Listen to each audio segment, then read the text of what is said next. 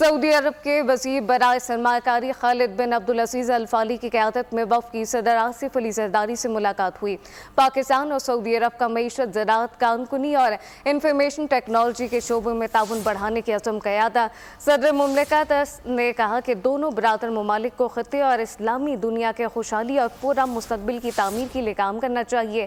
پاکستان سعودی عرب کے درمیان طویل المدتی اور آزمودہ تعلقات پر یقین رکھتا ہے۔ سعودی عرب کے وزیر برائے سرمایہ کاری خالد بن عبدالعزیز الفالی کی قیادت میں وفد کی آصف علی زرداری سے ملاقات ہوئی۔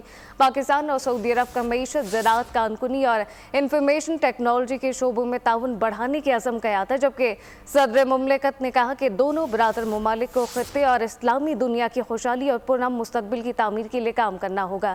پاکستان سعودی عرب کے درمیان طویل المدتی اور آزمودہ تعلقات رکھتا ہے۔